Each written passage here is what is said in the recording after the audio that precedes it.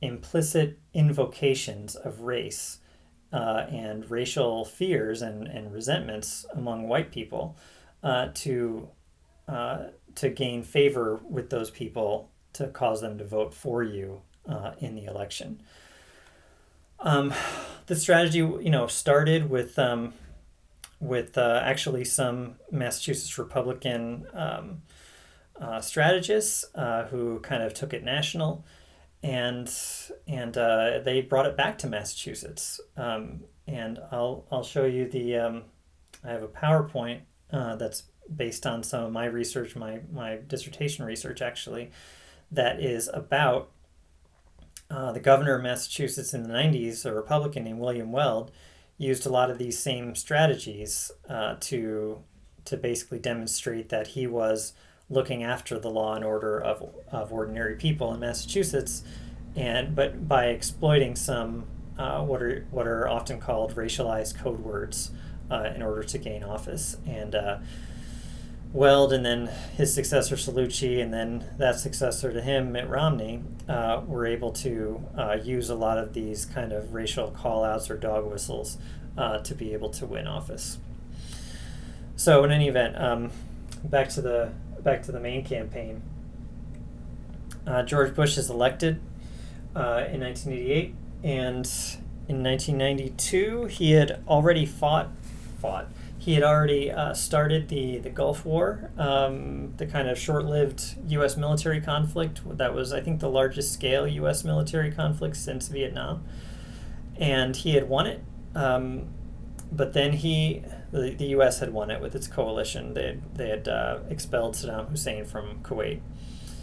But there was a recession in the offing, and there was this very unpopular trade deal, North American Free Trade Agreement, or NAFTA, that he was working on and negotiating at the time.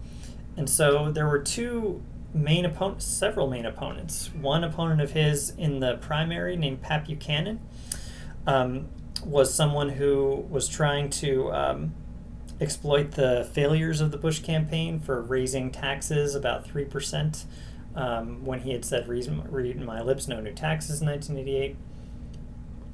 And then, during the Republican National Convention, Buchanan kind of staged this open revolt almost, or at least a kind of fire-breathing speech about social mores being weakened during the Bush administration and all administrations up till then, and it was kind of a dying gasp of his own campaign against Bush in 1992. But in the general election campaign, a billionaire named Ross Perot started to run against Bush, and so did Bill Clinton from Arkansas. Was the Democratic nominee. And in terms of the press strategy, Bush's press strategy was failing because he just couldn't get the same kind of attention that either Perot or Clinton were getting. Perot was a billionaire, so he literally would pay for a 30-minute ad where he would do, much like I'm doing right now, except it's free for me. He took an easel in his office and he explained what was happening economically and what his campaign would do to kind of better American economic fortunes. And he was really popular. He was a Republican himself, but he was running as an independent, and he was saying that NAFTA is a bad idea. And famously in the debates, he talked about the manufacturing jobs that were just going to get sucked out of the United States. There's going to be a giant sucking sound that brought the jobs out of the U.S. and into other countries that had better labor rates. He was right. What his prediction was came true. But Clinton's strategy was, I'm calling it venue shopping. So venue shopping is it's a legal term, really. It's looking for a favorable judge or audience, actually, for your client to get a more fair hearing in a court. or at least a more favorable hearing in a courtroom. And the same idea happened with Bill Clinton, at least that's what your textbook describes. Clinton had this strategy of, instead of going on hardball interviews with kind of seasoned, experienced network news reporters who were trained to kind of cover the White House and had really battled to the top of their profession, he went on a talk show called the Arsenio Hall Show, which is, a late night talk show, late night comedy talk show. And he played the saxophone. And it had so an Arsenio Hall himself was and is black, and it was kind of seen as a reach out to the African American community for votes during the primary and the election. And he went on MTV, and he let teenagers ask him whatever they wanted, and they didn't ask him the stuff that seasoned network reporters were going to ask him about policy or what he was going to do. They asked him if he ever smoked marijuana, and he said yes, I did, but I didn't inhale. So they asked him all kinds of other questions like that, that just had nothing to do with anything. And so his popularity was using this kind of press exploitation idea really well by just avoiding the real press and just getting getting softball questions from entertainment style interviewers. And so in doing that, he was able to get a lot of favorable exposure, and a lot of the footage from those interviews and appearances actually got replayed many times on the network news anyway. In negative advertising, it shouldn't surprise anyone that basically every appearance by Clinton and Perot, they were doing negative advertising of Bush, and Bush just didn't know, Bush's campaign just couldn't handle it, and they didn't have any kind of a effective response, at least. So Clinton, somewhat ironically, when he wins the Electoral College vote, because he only got 45%, 43%, I think, of the popular vote. But when he wins, he runs for re-election after raising some taxes significantly, going through a mild recession. But then in 1996, the economy's going well, and he does something that is very similar to what Reagan did in 1984, just 12 years earlier, but a Republican. And he said, and he responded, I remember, partially to Bob Dole's speech at the Republican National Convention, where he said, we're going to build a bridge to the past, and talking about rekindling American values. And Clinton said, no, Clinton's team came up with a counter strategy and narrative that was implicitly negative advertising. It was building a bridge to the 21st century. And this was, again, exploiting age. This was Clinton was in his early 40s, and Dole was in his early 70s, so about the same divide as Reagan and Mondale, about 12 years earlier. But Clinton played it a lot better, and he said, we're going to build a bridge to the 21st century, and we're going to keep doing what we're doing, and that's right. And he was trying to keep it as vague as possible, because he was trying to make it as personality and image oriented as possible, which your textbook talks about, because that's a way to just keep the issue so that you're not offending anyone. You're just talking about your biography. So if you can talk about your biography as much as possible to have people get to know you, and you essentially never have to go past that stage. But that only works as a strategy if you can avoid embarrassing behavior, like, for example, scandals that implicitly are, have something to do with, personal morality. And Bill Clinton was, I don't want to say a victim at all, but he was someone whose character could be impugned, and rightly so in many of those cases. But they managed to weather that by kind of turning the tables and having Hillary Clinton, vouch for his character as his wife, and she was this in her own right, very accomplished professional attorney. So anyway, they were managing expectations because they were attacking the attackers and doing this kind of negative campaigning against Republicans as out of touch and old, and we're young and we're vibrant, and so is the economy, yada yada. So by the time we get to George W. Bush, people are in 1988. I should say, I'm skipping over that there was a scandal of President Clinton was impeached over this scandal, and it halted a lot of his agenda and its tracks. And when George W. Bush finally started running for office, as people had been speculating he would for several years, in 1999, just a year after this impeachment, less than a year after the impeachment, people were very tired of this scandal talk, and they thought George W. Bush, well, he's a familiar name, that's for sure. And was his father's tenure really that bad?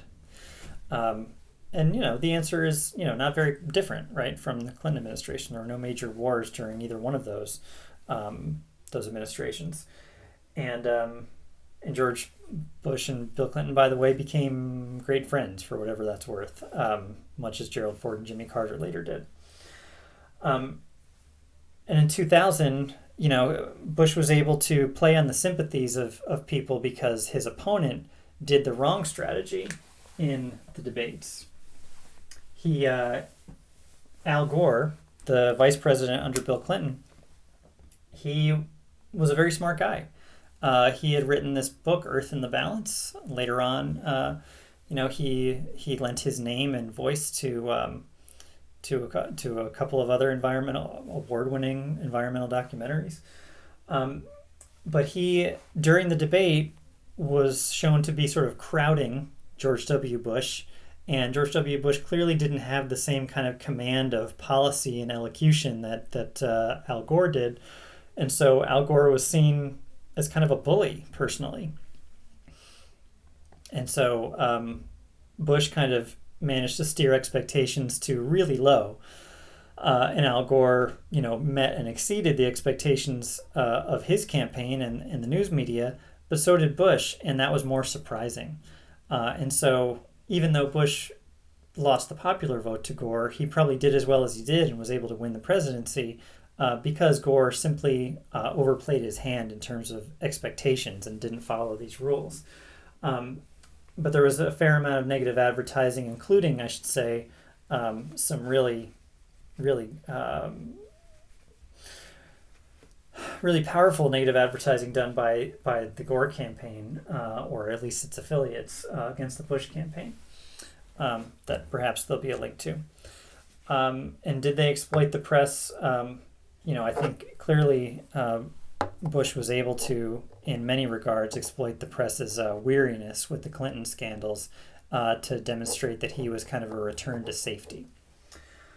But in 2000, I'm sorry, one thing they did do that was, again, relatively race-based is this thing called a push poll in 2000 against the McCain campaign, whereas McCain's wife, Cindy McCain, the heir to the Budweiser bottling fortune, who's still alive, she came home from a mission trip or some overseas venture with a baby from Bangladesh, and that they adopted as their own daughter. And but this is several years later, in 2000, this girl was now, 7 or 8 years old or something like that.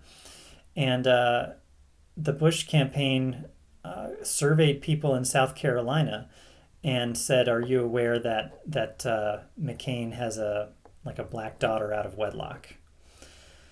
So just a total mischaracterization of the truth to the point of lying, right? And and McCain really never, I don't know that he ever forgave Bush for that, but at the very least, that was an important moment in South Carolina where Bush was able to win, even though McCain had beat him by something like 19 points in New Hampshire. After McCain had invited so many press. I actually attended one of those press events in the year 2000, the day before the New Hampshire primary, and I was in the room with, it's a very small room actually, with John McCain and all these reporters, and it was true. All the news reports were true that I had read recently, that if you go to a John McCain event, there are more reporters there than there are voters. And at the time, I thought, well, isn't that funny? Ha ha ha. That's a weird strategy, but it's actually really smart if you're an underdog, and they talk about it in the book, or Iyengar talks about it in the book. If you're an underdog, the best you can do is try to get as much attention as you can, and the best way to do that is to open the floodgates, open all your doors to all the press who will serve as your kind of free public media agents. And so they were able to do that, and McCain won New Hampshire, even though that same day I attended a Bush rally. I was an observer, but I attended a Bush rally, and all these people who were like country music celebrities were at the Bush campaign's event, and so they clearly had more money and more. They definitely had more money. And so they were putting on a really great show for everyone, but I think the margin, if I recall, was like 49-31. So McCain was winning, and in South Carolina, it took that kind of campaigning publicly to get Bush victory. So of course, I don't want to fast forward, but we got to move right along to in 2004, several terrible events had taken place, right? The September 11th attacks in 2001, and of course 2 wars had started, and to the point where your book talks about the idea of issue ownership, and depending on which issue is the dominant one in public discourse, and what people rank as the most important issue really determines which party is going to win that election. Because if you run an election that you're the Democrats, and people trust you more on education and healthcare and Social Security, okay, and you're a Republican and people trust you more on terrorism and national security, and crime, let's say, and the election ends up being about crime or about terrorism, then the Republicans are going to win. But your book talks about leasing issues, or renting issues. So there are times when Democrats might be able to come across as the more credible party on terrorism or national security, but in the long run, it seems like Republicans seem to have the kind of they seem to have that issue in their corner as opposed to the Democrats. So in 2004, it seemed like the Democrats were going to be able to lease that issue, but it didn't turn out that way, because John Kerry was a Vietnam War veteran who then came home in the 1970s, and he was a young, just like Bush and his father. He was a patrician. He was relatively well off. He was well educated. He was an officer in Vietnam, and he came home and he decided to protest the Vietnam War, and he protested in a very public way. And he testified before Congress, and apparently everyone thought for 30 years that he had thrown his medals over a wall symbolically to throw away his medals. He was ashamed of them. And he said this famous quote was, how can you ask any American soldier to be the last one to die for a mistake? Really eloquent guy, eloquent speaker. But in 2004, this was his background. And he had been a senator for a long time from Massachusetts. He had been lieutenant governor, I think under Dukakis actually, up until then. But then in 2004, when he runs for president finally, and he actually beats press expectations to win the primary, um, when he says in his DNC speech, his convention speech, his first line was, "Hi, I'm John Kerry," and he saluted and said, "I'm reporting for duty."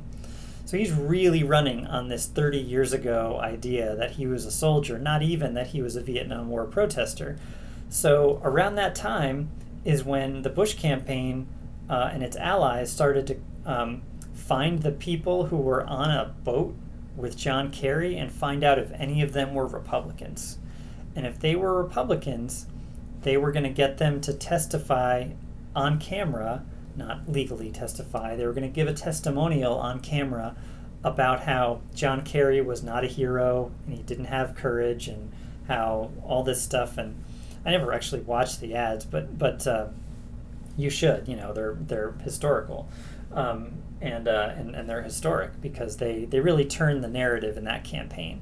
And they also accused Kerry of being a flip-flopper, which means that, or a waffler, and that he was French. You know, all these things that were very odd cartoonish attacks, I would say, on John Kerry. But, you know, he's vulnerable to all of them because he changed his mind on things. He was a senator. Senators changed their mind on policies all the time. They make compromises all the time. Every senator makes compromises. They vote for things that they don't want to vote for so they can get something that they do want to vote for. So he said something like, "I was for this bill before I was against it." Forget it. His campaign was over in terms of the press. He no longer had credibility. And they was called French because the French were didn't agree, didn't send anyone to Iraq or Afghanistan, and so they were seen as, you know, there's a lot of jokes about the French at that point, and in a lot of attacks, and so on Capitol Hill they renamed French fries Freedom Fries in the Capitol Hill cafeteria in Washington, for example. So to call John Kerry French and to have that charge stick was actually very damaging. So Bush was able to kind of do this swift boat attack, and it was a negative ad, but it got really replayed in the press more than it got played, and so people, it was a group that was calling itself Swift Boat Veterans for Truth, but they were very well funded, and they were really just an arm of the Bush campaign in the Republican Party. But let's see. Now going to Obama in 2008. Actually, before I go to Obama in 2008, I'm going to go back to Bush's father. One thing I forgot is one thing I just did is check my watch. And George Bush's father, George H.W. Bush, in 1992, I forgot to mention famously, he met the low expectations of himself because while president, sitting down at a town hall debate in 1992 on stage with Bill Clinton and Ross Perot, he was waiting for his turn to give an answer. And so while he's on camera, he looks at his watch to see what time it is, or to see if, who knows what he was thinking. He was maybe just trying to see when the debate was going to be over, or when it was going to be his turn, how long his opponents were speaking, or something like that. But, you know, it got the image of someone who was just tired and waiting to go to bed. And so that's what people remembered. And that's what was on the front page of many newspapers the next day was, you know, George H.W. Bush looking down at his watch, kind of waiting for his term to be over, you know. So that didn't help. So he just really had a lot of missteps as a candidate. And anyway, sometimes you can't control those things.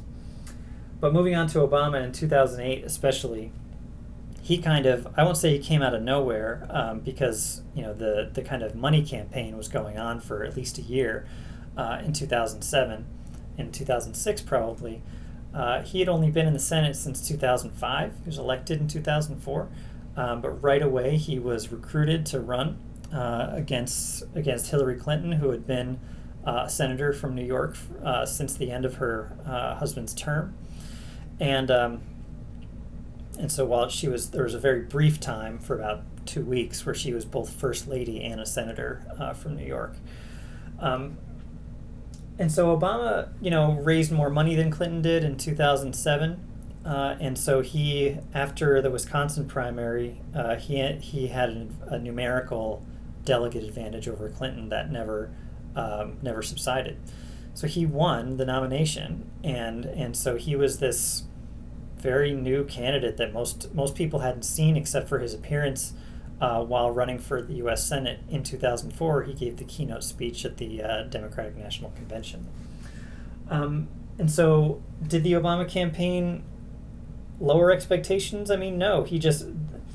Most of his campaign, a lot of his campaign anyway, was about his biography and his background. And one of the things that your textbook talks quite a bit about is that as I mentioned earlier, as long as you can keep talking about your biography, you almost never have to talk about policy, or at least, very little.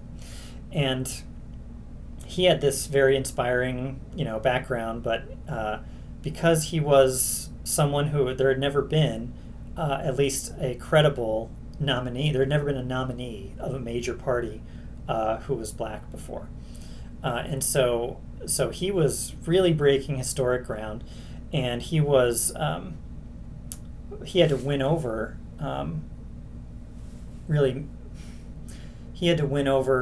white voters who were skeptical of his candidacy, and even moderate white voters who would vote Republican. He was trying to win over by saying he had heartland Kansas values, I think is what he said, taught by his mother, who was from Kansas, and raised partially by his grandparents, who were also from Kansas.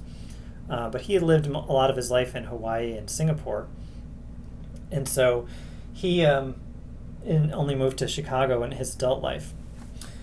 So anyway, so that's his biography, and kept going, kind of coming back to it as the campaign narrative was his biographical narrative, and the kind of arc of history begun by Martin Luther King or referenced by Dr. Martin Luther King. So kind of coming back to that explicitly and implicitly. And so Obama, represented a lot of things to a lot of people. It also didn't hurt that he was not someone who had a lot of historical baggage like Hillary Clinton did, and he was able to really, in many implied ways and many explicit ways, say that his leadership was more suited to the moment, because Hillary Clinton was, again, this actually turned about as fair play. Bill Clinton had said a similar thing about Bob Dole in 1996, that he was implying that Bob Dole was simply too old. And Obama was saying a very similar thing about Hillary Clinton, that she'd been around a long time and she was just part of the establishment now. Something that may not have been true 16 years before, when she and when her husband was running for president. So Obama was able to, craft this narrative that the press just loved. The press loved this whole narrative about a black candidate and who had this inspiring background, and who was someone who would give speeches in Berlin and all these other places around the world, and try to raise the level of rhetoric. He was an extraordinary rhetorician, and a constitutional lawyer, very somebody who could break down policies in much the same way that Reagan could. So they really, he really did use not only advertising against Clinton effectively, but also tried to exploit the press, and did exploit the press in some really important ways. And I don't think he really managed to bait expectations, except to say that Clinton was an accomplished person, and the negative advertising was mostly done by the Clinton campaign. So these are the three components, but as long as you do one of them really well, I'm not going to say you don't need the other two, but you can get beat on the margins by the other candidate. But if you have a runaway success of a winning narrative, then for example, you might be able to just win on that.